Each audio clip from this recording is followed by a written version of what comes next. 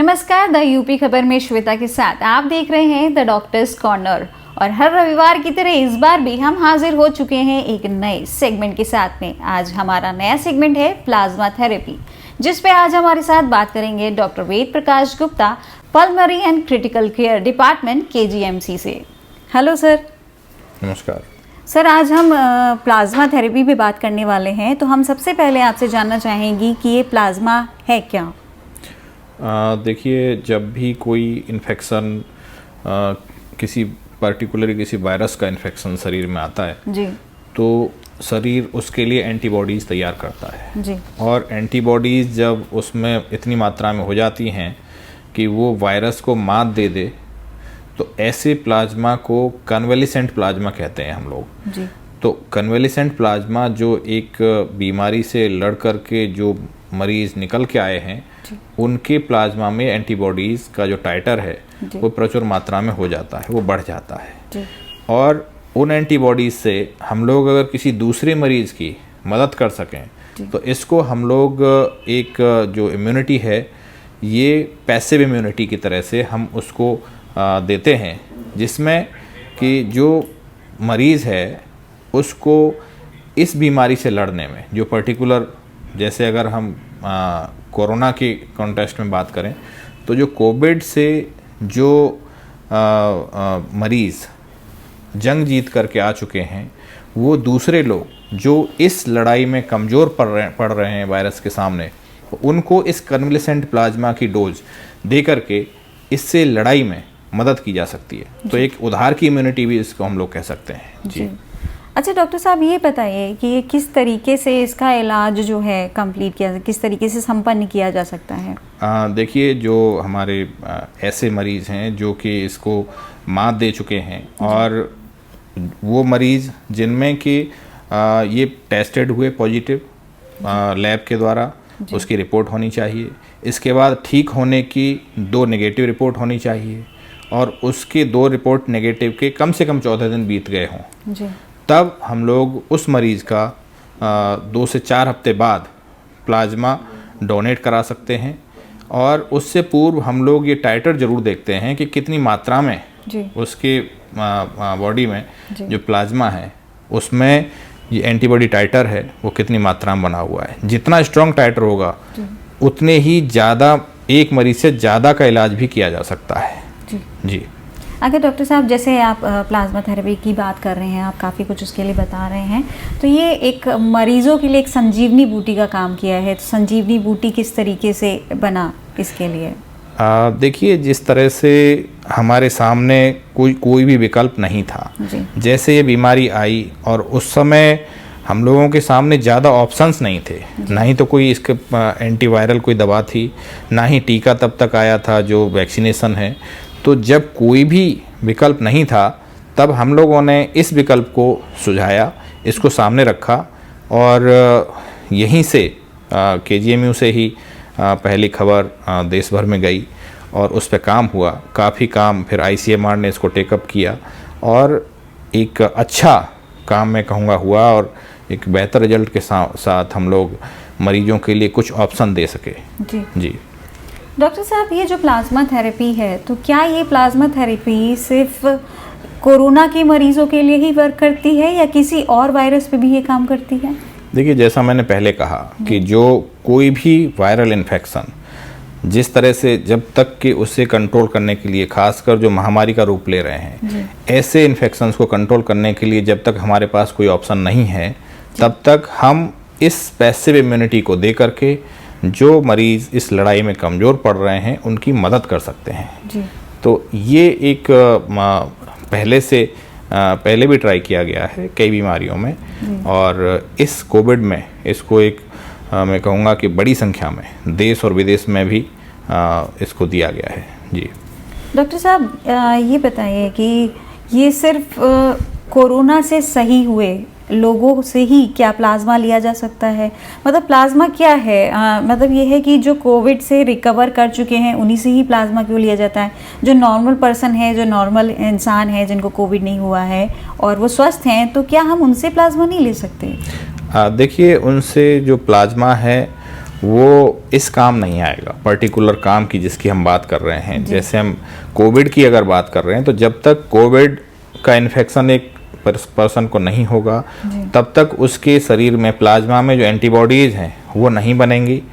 तो फिर ये जो प्लाज्मा है, अन्य तरीके के जो प्लाज्मा हैं, वो कई अन्य बीमारी में काम आते हैं। जैसे ब्लीडिंग किसी को ज़्यादा हो रही है, तो उसमें हम लोग प्लाज्मा भी डोनेट करवाते हैं और देते हैं। लेकिन जहाँ तक हम इस प्लाज्मा की बात कर रहे हैं, जो कन्वलेसेंट प्लाज्मा फॉर कोविड-19 डिजीज़, इसके लिए जब बात करते हैं, तो उसमें प्लाज्मा के अंदर जब एंटीबॉडीज होंगी, वही तो एंटीबॉडीज दूसरे की मदद करेंगी। तो इसलिए ये आवश्यक है कि वो मरीज़ उससे रिकवर हुआ हो कोविड से, और नेगेटिव होने के पर्याप्त 2 से 4 हफ्ते के बाद वो डोनेट कर सकता है।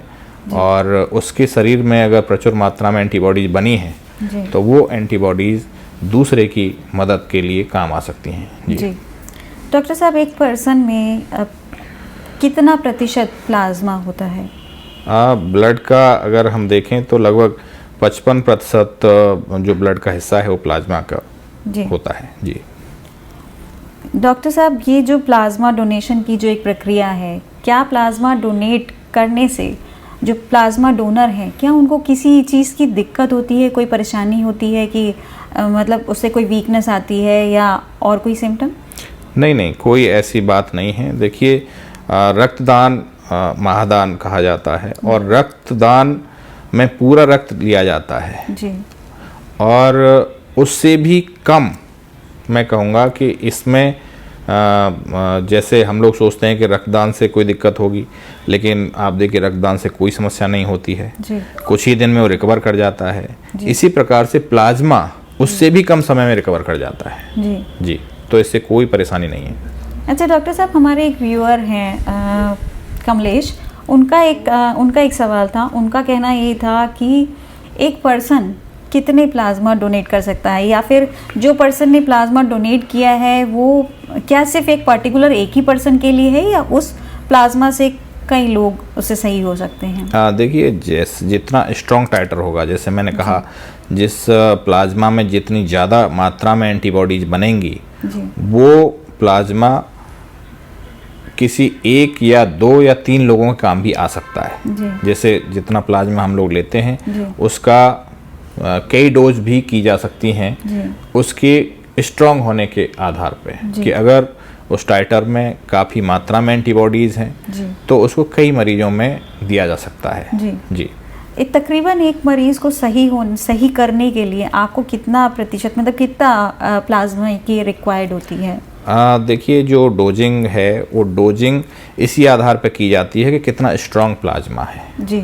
और अमूमन जैसे हम लोग जब लेते हैं तो ये 350 से 500 ml प्लाज्मा जैसे लेते हैं, तो उसको 2 या 3 डोज उसकी तैयार की जा सकती हैं, और एक पर्सन में भी दिया सकती है समय अंतराल के बाद, या कई मरीजों में भी उसकी जहाँ मैचिंग हो उस हिसाब से उसको हम लोग ट्रांसफ्यूज कर सकते हैं। तो ये कितनी स्ट्रॉन्ग एंटीबॉडी टाइटर उसमें बना है, इसी पे निर्भर करता है। जी डॉक्टर साहब, प्लाज्मा डोनेट करने से पहले क्या कुछ टेस्ट भी किए जाते हैं? किस तरीके के, और वो क्या क्या टेस्ट होते हैं डोनेशन से पहले? देखिए, डोनेशन से पहले तो हम लोग उसके यही 3-4 बातें हम लोग देखते हैं कि पहला तो इसमें जो पॉजिटिव रहा हो कोविड के लिए, दूसरा वो फिर रिकवर कर गया हो, उसकी 2 बार नेगेटिव रिपोर्ट आ गई हो, तीसरा उसके 2 से 4 हफ्ते गुजर गए हों, चौथा जो अगर महिलाएं हैं तो उनमें HLA जो टाइपिंग है वो नेगेटिव हो।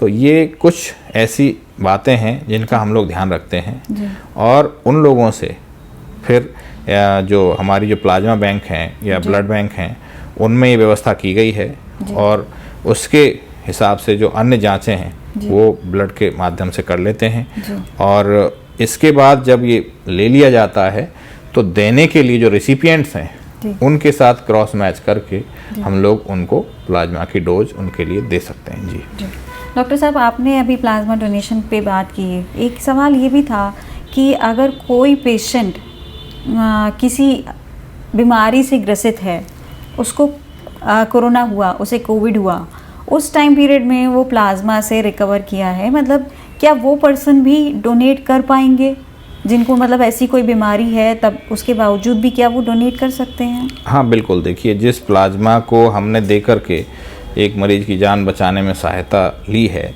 तो उनके रक्त में यदि प्लाज्मा उनका देखें और उसमें अगर एंटीबॉडीज़ अच्छी बन गई हैं, उसकी संख्या भी अगर अच्छी हो गई है तो वो भी डोनेट कर सकते हैं। जी। तो डॉक्टर साहब किस किस को प्लाज्मा डोनेट किया जा सकता है?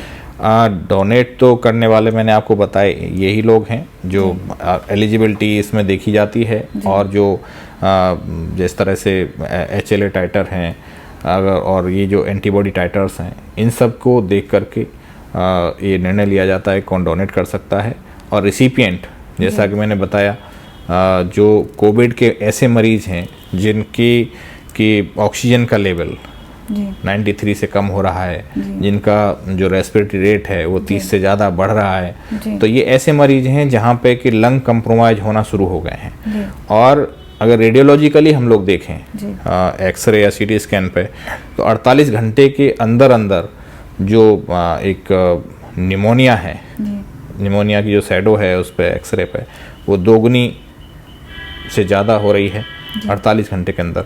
तो हम ये देखते हैं कि ये तेज़ी से उसको गिरफ्त में ले रहा है फेफड़े को, और निमोनिया जो कोविड है वो सीवियर होने के चांसेस हैं इसमें कि आगे चल के ये मॉडरेट और सीवियर कोविड निमोनिया में कन्वर्ट हो सकता है। तो ऐसे मरीजों को हम लोग इसमें तय करते हैं और जल्दी से जल्दी उसकी मदद करना चाहिए इसमें। मेरा कहना है कि जब तक लंग अगर पूरा इन्वॉल्व हो गया और जो कोरोना वायरस है वो पूरी तरह से हावी हो गया अगर शरीर पर, तो उस समय मदद करना उतना कारगर नहीं है जितना कि शुरुआती दौर में जो लोग इसमें तेज़ी से आगे बढ़ रहे हैं निमोनिया की तरफ, उनको आइडेंटिफाई करना और समय पे सहायता करना, ये बहुत आवश्यक है इसमें, ये देखना। जी डॉक्टर साहब एक और चीज़ मैं आपसे जानना चाहूँगी सर, वो ये है कि प्लाज्मा से सही हुए व्यक्तियों को का जो खान पान है वो क्या कुछ खास तरीके का होता है या वो कोई भी चीज़ खा सकते हैं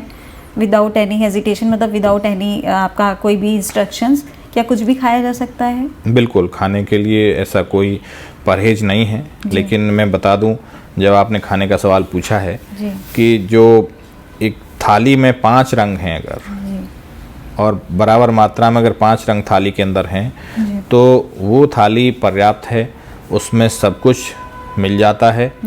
तो हम लोग इसको मैं कार्बोहाइड्रेट, प्रोटीन्स, फैट्स इसमें तोड़ के समझाने की बजाय मैं यही बताता हूँ कि 5 रंग थाली में हैं अगर या और ज़्यादा रंग तो उसमें सारी पूर्तियाँ हो जाती हैं। जी डॉक्टर साहब, ऑपरेशन से पहले और बाद में किन किन बातों का ध्यान रखना पड़ता है? देखिए, प्लाज्मा थेरेपी कोई ऐसा ऑपरेशन नहीं है। इसमें तो आप जो प्लाज्मा डोनेट करने वाले लोग मशीन पे डोनेट करते हैं, उसमें समय लगता है। और इसमें क्या होता है कि जो एक मशीन में से जो ब्लड जाता है शरीर से, उस ब्लड में से प्लाज्मा निकाल लेती है मशीन और ब्लड को साथ ही साथ वापस करती रहती है। तो एक तरह से ब्लड ज्यों का त्यों पूरा वापस आता है शरीर में और प्लाज्मा वो अलग करती रहती है। तो ये प्लाज्मा फेरेसिस की जो मशीनें हैं वो यहाँ पे लगाई गई हैं, उसका पूरा प्रबंध किया गया है और उसी से हम लोग प्लाज्मा डोनेट कराते हैं। डॉक्टर, आप जैसे बता रहे हैं कि एक मशीन लगाई जाती है, ब्लड सर्कुलेट, ये जैसे डायलिसिस का प्रोसेस होता है उसी टाइप से ये कुछ है क्या? बिल्कुल इसी प्रकार की मशीन होती है। जैसे कि डायलिसिस के लिए एक तरफ से ब्लड जाता रहता है और फिर शुद्ध होकर के ब्लड दोबारा से आता है, इसी प्रकार एक प्लाज्मा फेरेसिस होता है जिसमें कि एक तरफ से ब्लड निकलता है, मशीन में जाता है, उसमें से प्लाज्मा निकालती है मशीन और फिर उसको साथ ही साथ वापस करती रहती है। तो ये प्रोसेस प्लाज्मा फेरेसिस का उसमें होता है। जी सर, कितना टाइम पीरियड, मतलब ये है कि क्या उनको प्लाज्मा से जो आप जिनका ये थेरेपी चल रही है, क्या उनको किसी प्रकार की कोई मेडिसिन की भी रिक्वायर्ड रहती है? नहीं, ऐसी कोई अलग से मेडिसिन की रिक्वायरमेंट नहीं है। जिस तरह से ब्लड डोनेशन किया जाता है उसी प्रकार से प्लाज्मा डोनेशन भी एक सामान्य प्रक्रिया है। तो सर, इस थेरेपी के बाद में क्या पेशेंट तुरंत ही अपने घर जा सकते हैं या आप उनको कुछ टाइम पीरियड के लिए ऑब्जर्वेशन में रखते हैं? देखिए, ये चूँकि कोरोना के विरुद्ध जो मरीज़ जो रोगी इस लड़ाई को लड़ रहा होता है, उसका ये एक पैसिव इम्यूनिटी की तरह से सपोर्ट होता है। और जब वो रिकवर कर जाते हैं पूरी तरह से और डबल नेगेटिव रिपोर्ट जब उनकी हो जाती है, कोरोना फ्री हो जाते हैं, तब उनको घर भेजा जा सकता है। जी। और डॉक्टर साहब, एक हमारे व्यूअर और हमारे साथ जुड़ चुके हैं और उनका ये सवाल था कि जो प्लाज्मा, जिनको मतलब कोरोना हुआ था और कोरोना से वो प्लाज्मा के थ्रू सही हुए हैं, तो जो आजकल जो वैक्सीनेशन चल रहा है, तो क्या उनको भी वो वैक्सीनेशन लेना है या वो कुछ टाइम पीरियड तक मतलब ऐसे सरवाइव कर सकते हैं? देखिए, वैक्सीन का जहाँ तक सवाल है, क्योंकि कई बार ये देखने में आया कि जो प्लाज्मा में एंटीबॉडीज़ बन रही हैं, ये एंटीबॉडीज़ कुछ समय बाद 3-4 महीने बाद कम हो गई इसकी मात्रा। तो जो एक प्रोटेक्शन है वो लॉन्ग लास्टिंग कैसे रहे, उसके लिए ज़रूर प्रयास होना चाहिए। और जो वैक्सीन है ये उस प्रोसेस को इनिशिएट करता है और जो वायरस है वही शरीर में दिया जाता है और कमज़ोर करके दिया जाता है या उसका कोई हिस्सा दिया जाता है जिससे कि शरीर ये आइडेंटिफाई करे कि ये पर्टिकुलर वायरस शरीर में आ गया है। और शरीर उसके लिए जो प्लाज्मा थेरेपी में जो एंटीबॉडीज काम आ रही हैं, उसी तरह की एंटीबॉडीज और डिफेंस सिस्टम, वो एक्टिव डिफेंस जिसको हम कहते हैं, एडेप्टिव इम्यूनिटी कहते हैं, वो तैयार करता है। तो वो एक ज़्यादा अच्छा कारगर तरीका है डिफेंस मैकेनिज्म को करने के लिए। तो ये इसलिए बहुत आवश्यक है कि हम लोग ये जो टीकाकरण है इसको कराएं। जी जी। डॉक्टर साहब, प्लाज्मा से सही हुए पर्सन को भी क्या दोबारा कोविड हो सकता है? हाँ बिल्कुल। देखिए, इम्यूनिटी 3 तरह की हम लोग कह सकते हैं, जिसमें एक तो इन्नेट इम्यूनिटी जो जन्मजात इम्यूनिटी है वो जन्म से आती है। दूसरा, इसके बाद जो मदर का मिल्क है वो भी पैसिव इम्यूनिटी है, जैसे कि हम लोगों की ये वाली इम्यूनिटी जिसमें प्लाज्मा डोनेशन है। तो जैसे मदर एक बच्चे को इम्पार्ट करती है पैसिव इम्यूनिटी, इसी प्रकार से ये इम्यूनिटी भी इसमें दी जाती है। तो ये पैसिव है। और एक होती है एडेप्टिव, जब शरीर कई तरह के इन्फेक्शंस, वायरस, बैक्टीरिया, फंगस, तमाम तरह के इन्फेक्शन या कोई केमिकल्स, इरिटेंट्स, उनसे जब शरीर एक्सपोज होता है तो वो शरीर उसको एडेप्ट करता है। तो एडेप्टेशन का जो प्रोसेस है वो एक, मैं कहूँ कि जब हमारे जिस प्रकार का एनवायरनमेंट है हमारे देश में, हम तमाम तरह के जो इन्फेक्शंस हैं इनसे 2-4 होते हैं बचपन से ही, इसलिए हमारे यहाँ की जो इम्यूनिटी है उसको मजबूत इम्यूनिटी कहा जाता है। और जो लोग ज़्यादा क्लीन एनवायरनमेंट में रहते हैं या जो लोग ज़्यादा एक एसी कल्चर में हैं, उनमें उतना स्ट्रांग नहीं होगी इम्यूनिटी जितनी कि एक रोड साइड आप देखेंगे कि जो लोग जीवन व्यतीत करते हुए 100 साल बिताते हैं, तो उनके अंदर ज़्यादा एक्सपोजर है, ज़्यादा इम्यूनिटी है। इसी प्रकार से जो एडेप्टेशन है वो इस वैक्सीन के द्वारा है कि इस वैक्सीन से पर्टिकुलर वायरस का जो हिस्सा है वो या उसी वायरस को कमज़ोर करके शरीर में इंजेक्ट किया जाता है और शरीर उसको आइडेंटिफाई करके उसके अगेंस्ट जो डिफेंस मैकेनिज्म है उसको तैयार करता है। तो ये एडेप्टिव इम्यूनिटी है।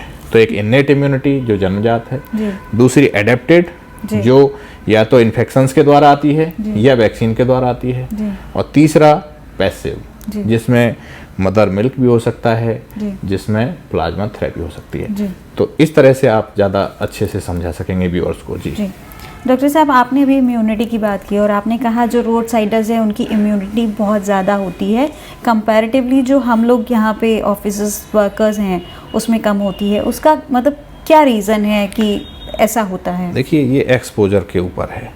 जितना एक्सपोजर होता है शरीर को, जितने वायरस, बैक्टीरिया और इनसे इन्फेक्शन से शरीर 2-4 होके लड़ के अपने आप उससे निकलता है, वो शरीर की जो प्रतिरोधक क्षमता है वो बढ़ती जाती है उन्हीं बातों से, उन्हीं इन्फेक्शन से। तो वो एक जो एडवर्स कंडीशंस हैं उनके लिए ज़्यादा तैयार होते हैं रादर के ऐसे लोग जो एक्सपोज ना हुए हों। जी डॉक्टर साहब, और मैं आपसे जानना चाहूँगी कि किस तरीके से हम अपने को सेव कर सकते हैं, मतलब क्या चीज़ हम अपने दिनचर्या में ऐसा क्या चीज़ अपनाएं जिससे हम ये कोरोना जैसे वायरस से अपने को कुछ हद तक सेव कर सकें? देखिए, मजबूत करिए अपने इम्यूनिटी को, और इम्यूनिटी को मजबूत करने के लिए एक तो खान पान, जो मैंने अभी बताया कि 5 रंग अगर थाली में हैं बराबर मात्रा में तो सब कुछ उसमें मिल जाता है। इसके अतिरिक्त जो अदरक है, लहसुन है, और जो हमारे पास जो इम्यूनिटी के लिए बूस्टर्स हैं वो नेचुरल हमारे पास हैं। हमारे पास विटामिन सी के भी सोर्सेज बहुत सारे हैं, जिनमें आप देखेंगे कि नींबू है, संतरा है, या जो और साइट्रस फ्रूट्स हैं जैसे आंवला है, तो इस सब में ये विटामिन सी पर्याप्त मात्रा में है। विटामिन डी के लिए अगर हम बात करें तो विटामिन डी के लिए जो एक्सपोजर है सन रेज का, एक सन बाथ जिसको हम कहते हैं, वो आवश्यक है। तो ये एक नेचर के करीब रहना और नेचुरल चीज़ों से इस इम्यूनिटी को खान पान के माध्यम से मजबूत करना। इसके बाद दूसरा कंपोनेंट आता है कि शरीर का सही रखने के लिए व्यायाम।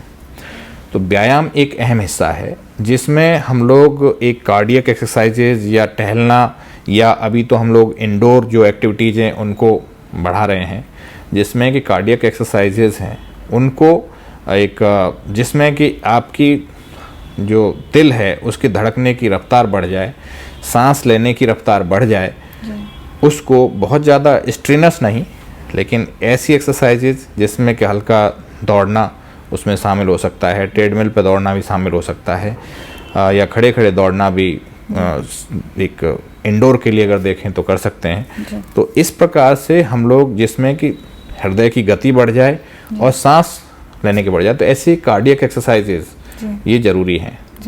तो टहलने के लिए या ये आधे से 1 घंटे का समय मैं कहूँगा कि ये देना चाहिए। और एक है, इसके अतिरिक्त आता है कि मानसिक बैलेंस, जिसमें मेडिटेशन, योगा, इसकी हेल्प ली जा सकती है। जी डॉक्टर साहब, अभी जो कोरोना की जो दूसरी लहर एक चालू हुई है, दूसरी लहर का जो दौर एक चला है, जिसके चलते अभी हाल ही में हालात बहुत बिगड़ते जा रहे हैं, उसका क्या कारण आप मानते हैं? किस वजह से ये चीज़ दोबारा से शुरू हुई है? देखिए, जिस प्रकार से पिछली बार लॉकडाउन हुआ, महामारी की शुरुआत पिछले वर्ष इन दिनों हुई और इन दिनों में लॉकडाउन में हम लोग थे, तो उसमें एक लर्निंग हुई और छोटे छोटे उपाय, छोटी छोटी सावधानियों को हम सब ने लर्न किया कि किस प्रकार से 2 गज की दूरी, मास्क है ज़रूरी, हाथों की साफ सफाई, हैंड हाइजीन, कफ एटिकेट्स जिनमें रेस्पिरेटरी हाइजीन, जैसे खांसी, छींकना, ये करना है तो कपड़ा लगा करके, और मास्क सभी को 100% लोगों को पहनना है। क्योंकि जो मास्क है वो, अगर मैं संक्रमित हूँ तो मेरी जो ड्रॉपलेट्स हैं उनको ये मास्क रोक लेगा। तो मैं जो मास्क पहन रहा हूँ वो अगर ऐसे समझें कि दूसरे के लिए पहन रहा हूँ और दूसरा मेरे लिए पहन रहा है, तो इस प्रकार की एक भावना के साथ 130 करोड़ देशवासियों ने इसका अनुपालन किया और एक बड़ी महामारी को इन उपायों से मात देने का काम किया।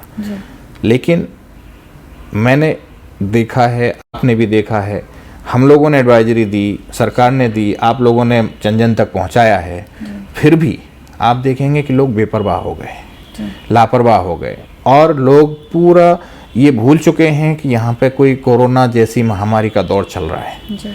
तो ये सबसे बड़े कारण हैं।